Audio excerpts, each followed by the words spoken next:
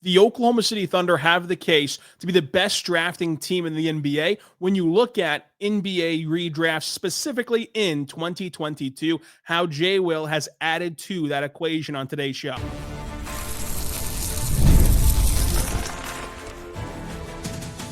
You are Locked On Thunder, your daily Oklahoma City Thunder podcast, part of the Locked On Podcast Network, your team every day.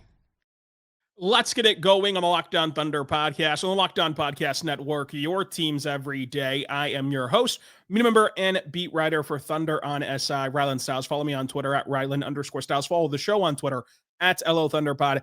Email the show at LOThunderPod@gmail.com. Thank you so much for making us your first listen every single morning, every single day.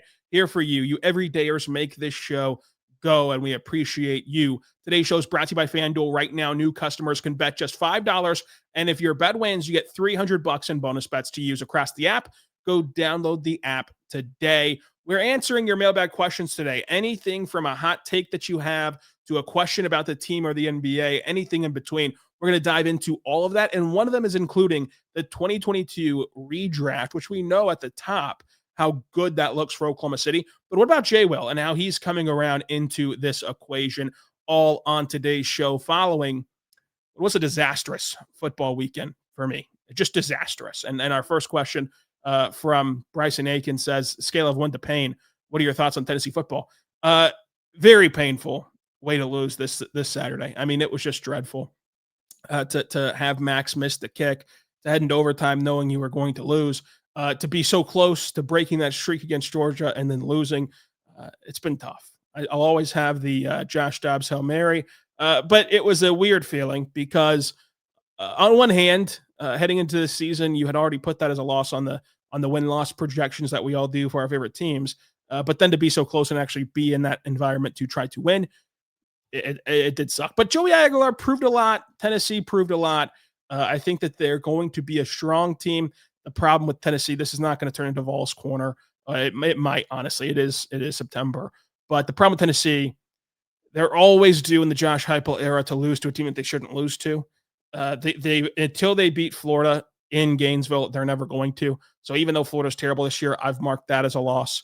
And they have a very tough schedule, including the Oklahoma Sooners, who had quite the opposite of this football weekend. You watch the Sooners go beat up on Temple after some weird exchanges on social media between Temple fans, which I didn't know existed. They were really mad about some Sooner, beat writers talking about the lopsided crowd that will be in Philadelphia, which, spoiler alert, they were right. It's a very lopsided crowd to OU's favor. And Temple fans got really mad about that. And then you proved them just to be totally dismissed by one, the accusations that the media made were correct. They got it down to the number of how many fans would be in that building.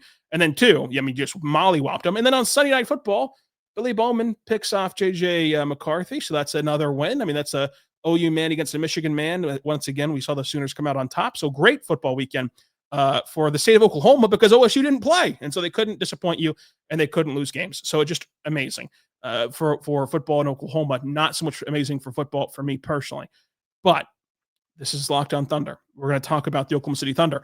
And one of those questions comes from Michael Kennedy, who says that his hot take is that Ousmane Dieng plays by far his best basketball of his career, whether for the Thunder or elsewhere this season. He shoots 38% from three with solid defense and good passing.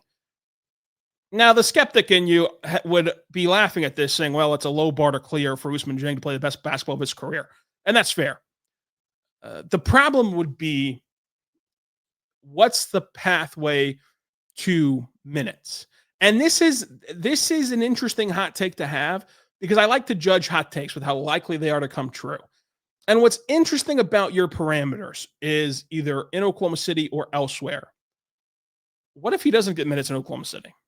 Okay, and you walk that path of he doesn't get minutes, he still can't crack the rotation, and then perhaps at the deadline they trade him for a fake second-round pick, and it clears up a roster spot, and they convert somebody from a two-way to a standard deal, whether it be Brooks Barnhizer, who they drafted in the second round, or Brennan Carlson for added front court insurance as a guy that can now become postseason eligible for you if you convert his contract. And he has relatively no stats in Oklahoma City and goes to a fledgling team in the NBA, a terrible team that gives him an opportunity, gives him minutes. And in that opportunity that we always call around the NBA world as Mickey Mouse Marsh, he does catch fire from three, and he does shoot 38%. And then you're technically right. Because to me, the defense being solid is underestimating Ousmane Dieng. Like, his defense is NBA caliber good. His defense is not elite. I don't want to overstate this. Like, it's not elite, but he is a plus defender already today in the NBA. With what he's shown at that level, at the NBA level, with what he's shown at the G League level, he's got it defensively. It's all the other stuff. It's playing with offensive force. It's getting involved on the glass. It's doing those things that he needs to do consistently, which could carve him out a role in Oklahoma City, by the way, but more likely takes him elsewhere. So it's interesting that you crutch this with like it can be somewhere else. It doesn't have to be with Oklahoma City. And the percentages, like banking this all on shooting percentages. Well, let's play that out. If he plays in Oklahoma City, it'll be because he's already doing what you're saying. Like, he's a connective passer and he's a good defender. So that's how he gets on the floor. And if he has offensive force, what does that look like? It doesn't look like him creating his own shot at the NBA level. That ship has sailed in Oklahoma City, even though he does it exceptionally well with the blue. It looks like him converting on easy opportunities, both catch and shoot from three, and if he can play with force as a cutter at the rim, doing it there too. So this hot take has a chance to come true because of all the different parameters around it, to where I can't give it a 5 out of 5 on the pepper scale. But we also just laid out a lot of variables for him to even play, a lot of variables for him to get to a spot where he can play, whether it's his talent in Oklahoma City or getting him to a new team by the deadline. And then once he gets to a new team, that looks different too. Like, on a new team, and them thrusting him to the rotation, say in Utah, right, which is what I think is the worst team in the league. The gravity of scoring is not there from other players to open up opportunities for him to get easy shots. He's going to have to do more offensively to get to this clip that you're wanting him at. So I'd still give it a 3 because there's a lot of variables at play, but it can't quite hit the 5, which is what you would instinctively go to whenever I read this out. Like, I'm sure a lot of you went to the 5 out of 5 on the pepper scale of like, oh, there's just no way. There is a path. There's just too many moving parts to reach that path for Ousmane Dieng this season, for it to be his breakout season. I do think it'll be his decisive season. Like, you're going to decide on Us both for Oklahoma City's aspect of things and for his NBA career this season, because he will or won't get opportunities, and he'll do with them whatever he does. Like, if Oklahoma City gives him a chance early on this season to try to make a decision on what to do with him, because if Ousmane Dieng plays really well this season, even though he's a restricted free agent, you look at how the restricted free agency market's playing out right now for Kuminga and for Giddey, who just signed.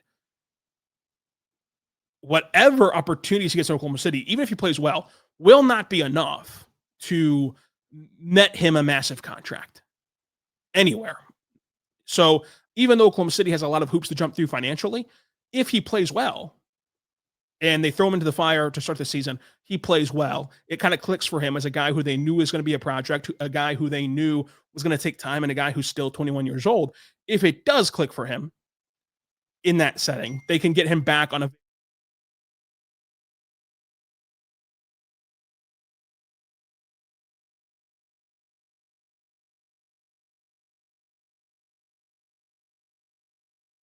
for just that simple fact. I think I just muted my whole mic.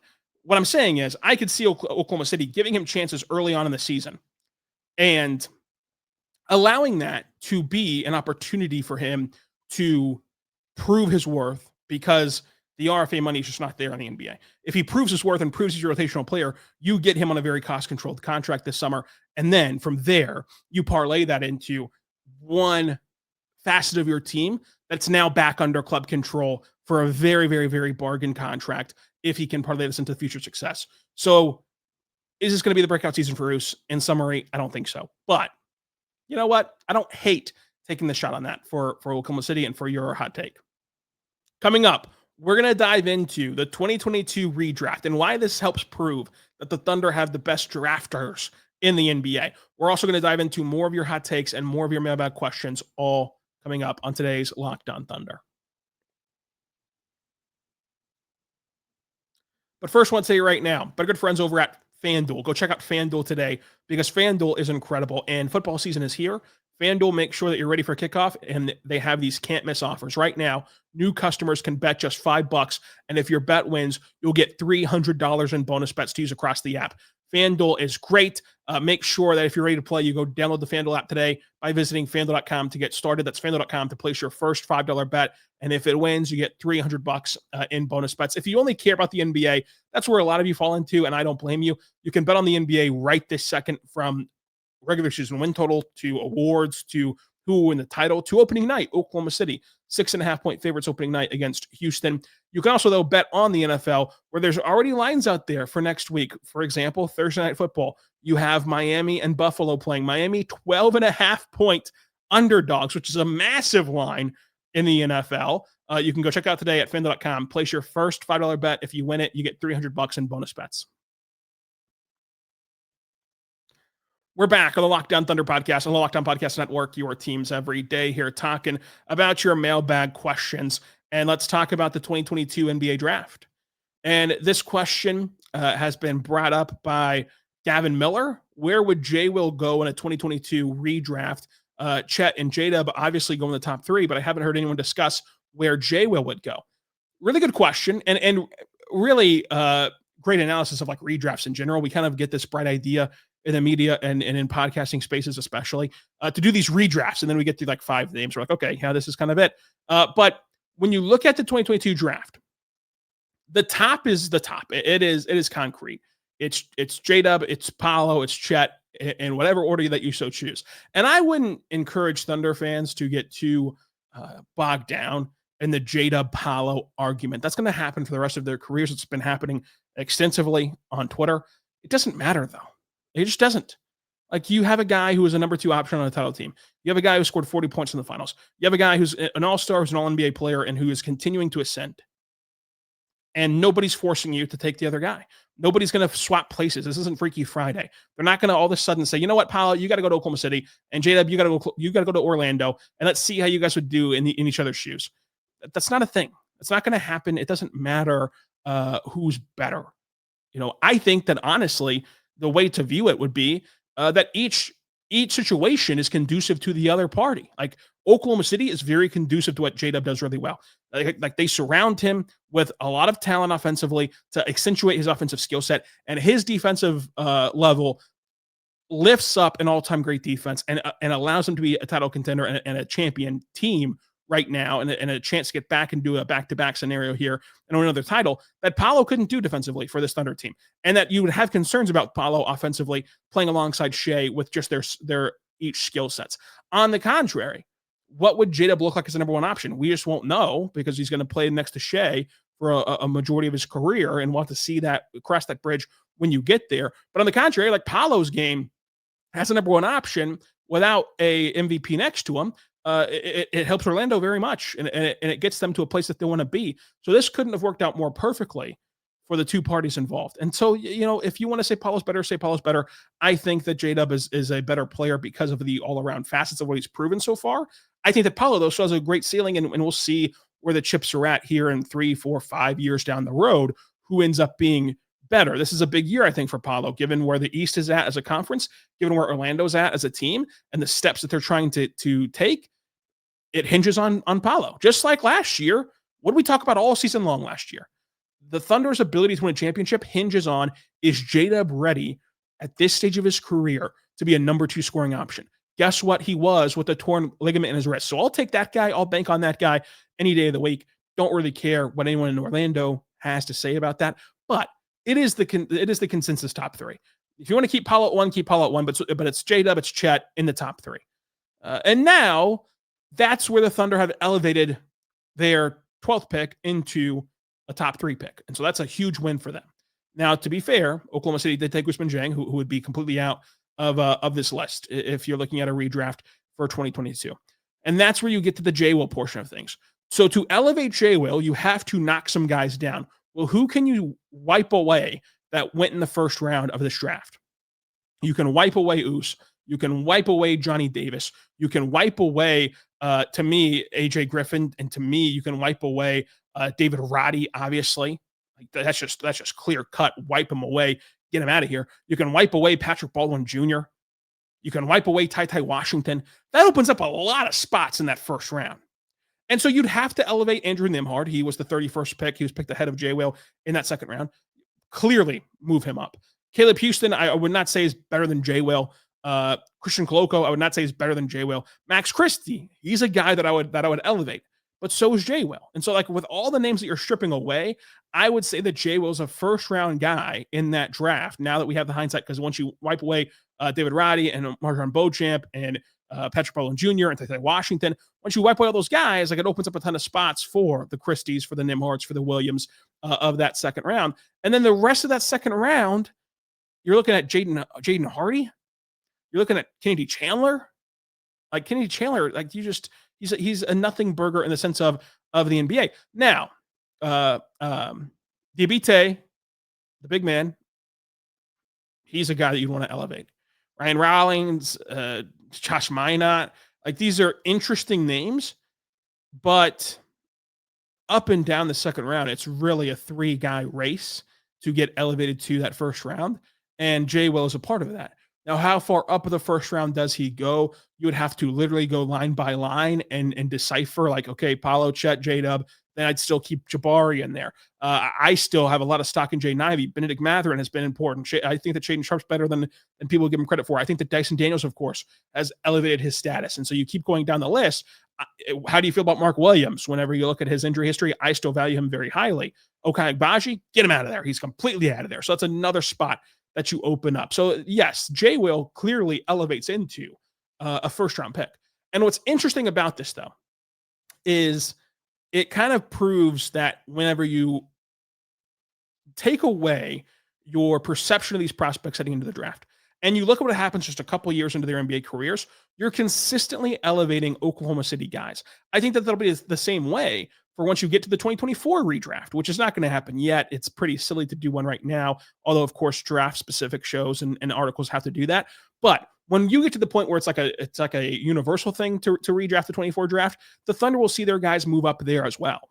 And that's without seeing in the 24 draft the best draft pick of him in the sense of value being Nikola Topic. Like, we haven't seen him play a single minute yet in the NBA, but he, I think, is on a trajectory to where he can either stay the same, at least he's a top 12 pick, and keep that relative value, or move up. The guys behind him, like Jared McCain, can leap up, of course, from where he was selected at 16. If you remember, I was a big Jared McCain guy. Thought the Thunder should have drafted him. He's obviously been awesome in the 23 games he played in for Philadelphia before he got hurt. But Dalton Connect's a guy that has kind of soured, I guess you could say, his perception. Keyshawn George is a guy that I think can move up in this draft. AJ Johnson's an interesting character to watch in Washington as they acquired him at the deadline last year. Jonathan Mogbo, though, another guy that I was all in on that has proven to be worthy through one season. But AJ Mitchell should move up. Of course, Dylan Jones is wiped away as the Thunder drafted him at 26, but at the time we called that out as like hey, this was a guy that you really wanted in the second round, and you just paid the penny to go get him with a bevy of second round picks, which is the whole reason why you acquire all these second round picks in the first place. So it just proves again that the Thunder have the best drafters in the league and the best front office in the league, and why that even as this road gets a bit hairy, financially speaking, for Oklahoma City, and you're wondering and you're worrying about how are they going to replace this guy, how they're going to replace that guy when the bill comes due. You have to rest on the fact that you have guys like Sam Presti making the decisions in the draft where they consistently come up big. They consistently come up in a big spot, like Derek Lively trade with Dallas, where they got Cason Wallace. Cason Wallace in a redraft goes higher than the value that you got him at the time. And Derek Lively, you end up trading him, and he looks really good with Luka. Doesn't look so great whenever you don't have Luka next to him. However, you went and got Isaiah Hartenstein to fill that gap. So it was kind of a 3D move there, where you just kind of bid your time until you could get to Isaiah Hartenstein that summer. And if you have Derek Lively, you're not going to invest the money in Isaiah Hartenstein in this market. So it kind of all ties in together. It's all a front office that kind of is a step ahead or really thinks of these things in a long-term view. And that's where you get to the point where you can so definitively talk about the Thunder in broad terms as a flushed out organization, as a team that's going to have a long runway of success, is because this front office has proven to you that they're going to have contingency plans upon contingency plans to make this team better. They're going to nail it in the draft to get you cost controlled talent to alleviate some of the pressures of a highly priced roster. And they're going to get you to the other side, still being contenders as they've done to this point. But the J Will redraft of 22, we can sit down and actually do one in the future. But he is assuredly leaped into that first round with what he did in the second round. And I still think that there's another step for J Will to come this season. We'll talk about that and more coming up on today's show.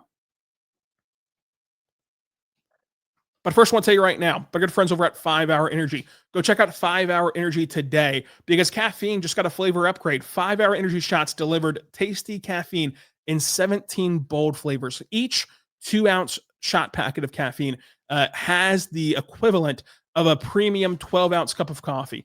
Plus, the 5 Hour Energy shot has B vitamin and nutrients with zero sugar and zero crashes. And what I love most about 5 Hour Energy is how portable they are. 2 ounces, a 2-ounce shot. It can go in your pocket, in your book bag, in your briefcase, whatever it is that you're toting around. You can always have a 5 Hour Energy on deck. Big, tasty, tiny shot. You can take it anywhere and get that boost you need, whether it's in the middle of the day, whether it's before an important meeting, whether it's at the start of your day to get you going. Whenever you need that 5 Hour Energy, you can take it there with their incredibly bold flavors. You can eye a ton of the 17 bold flavors to pick from. You can sift through them all. Flavors you haven't tried yet. Whatever you want to get into, it's enough with the boring flavorless caffeine and time to up your caffeine game with the flavor upgrades of 5 Hour Energy shots. Get your favorites today, and you're going to love the bold taste and try something new in stores or online at 5hourenergy.com or on Amazon even today to get that 5 Hour Energy shot. We're back on the Locked On Thunder podcast on the Locked On Podcast Network, your teams every day, here talking about the Oklahoma City Thunder and your mailbag questions. We're going to have a fun show for you throughout this week. Again, we're back 5 days a week talking Thunder basketball. Thank you so much to you everydayers listening to this show. Wednesday, we'll be back with Jackson Gatlin crossing it over, talking about the Thunder and Rockets and have the Rockets truly ascended to that contender status. How do the Thunder and Rockets compare to each other?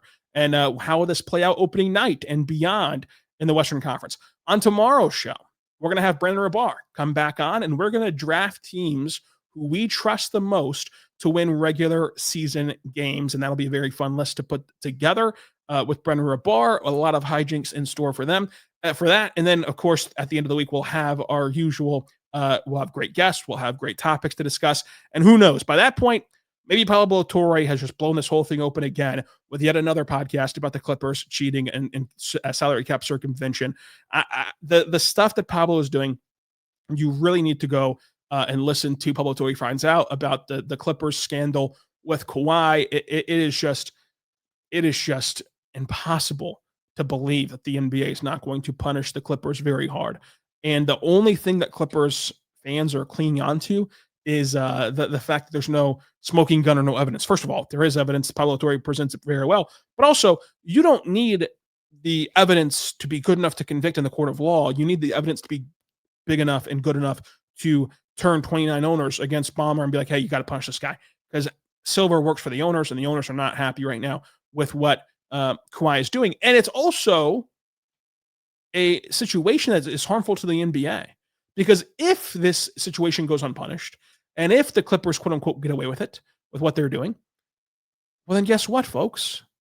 That entire second apron you've been worrying about, that entire salary cap constraints you've been worrying about, it goes the way of the dodo bird. It goes the way of the glass bottle milk. Every team will be in line getting situations like this under the table for their players to retain high-end talent and to retain their rosters. And then you kind of have allowed the NBA to turn into the wild west of college football and into recruiting of like, you know what? We can give you this much above board, but guess what we have under the table that they don't have? We have this, this, and this. And so it just turns into this huge mess that you do not want to have happen if you're the NBA. So I think that that's why they're going to have to come down hard on the Clippers. Go check out what all that they're talking about on Locked On NBA for your second listen, because they're also breaking down this story as we get information surrounding the LA Clippers, which does tie in to Oklahoma City. It's important to note, like, it's easy to like get lost in all of this. You have football going on, you have the NBA around the corner, and you're kind of solely focused on the Thunder, and you're just hearing these things on the periphery about the Clippers. Yes, like the punishment involving the Clippers, in all likelihood, is going to be like taking away draft picks. They're not going to take away picks that are owed to Oklahoma City. Those picks are owned now by Oklahoma City. This would start after these are all exchanged between the Clippers and the Thunder. The most that the Thunder could quote unquote be involved in would be like if they make it to where, which I don't think will happen, but if they make it to where like the Thunder and Rocket pick swaps, where technically you're swapping picks, you're still giving the Clippers a pick. It's just in all likelihood not their pick because the odds say the Thunder will have a better record than the Clippers. Like that could happen, I guess. Is like instead of owing that to the Clippers, it's just forfeited as a pick, perhaps. But the Thunder still get the value of their pick swaps and of their trades with the Clippers. That set this whole thing in motion because Kawhi apparently was not going to go to the Clippers without Paul George. But now we find out, not only did you trade Shea, and it was like, oh, well, it was a 2-for-1 trade for Paul George and Kawhi. Yeah, but he also was not going to go to the Clippers unless you funneled him money under the table by some crooked tree planting company. So I think that is in play too, to make that trade even more funny from a NBA perspective and from a perspective of what the Clippers did to kind of sell their soul for Kawhi, who has not brought you the ROI, even on the above the board money, much less the ROI on the under the counter money that has now been found out because you let the company go bankrupt and what you were funneling money to Kawhi underneath the table. It's a very fascinating story. But I do want to talk about Jay Will because we had the question about him in a redraft and where would he go? And we've talked about him elevating to that first round talent in that draft. And obviously part of that is like the depth and the quality of each draft. It can elevate second rounders even more so than just the second rounders play themselves. But with Jay Will, he's a guy that like he spent his entire NBA career so far juggling a bunch of different roles. His first season in the league, he works in the G League for the entire first half of the season and then becomes the team's starting center all the way through the end of the year, starting in January through the play-in run. His second year in the league, he's the primary backup big man. His third year in the league, he's a spot center who doesn't get a ton of run and deals with injuries. And now you're trying to incorporate Chet and iHeart, and you're trying to figure out how this now, what was a shallow front court room, turns into a very deep front court room with everybody healthy. And again, Jay Will himself dealt with injuries. And then he plays a massive part in the round 2 series against Denver, and you don't win that series without his contributions. And then he fades back, rotationally speaking, into the background in the West Finals and in the NBA Finals. So this is a guy who's kind of rode the roller coaster of NBA life, of NBA role. And this year, he's a clear-cut number 3, best number 3 in the NBA when it comes to third-string centers.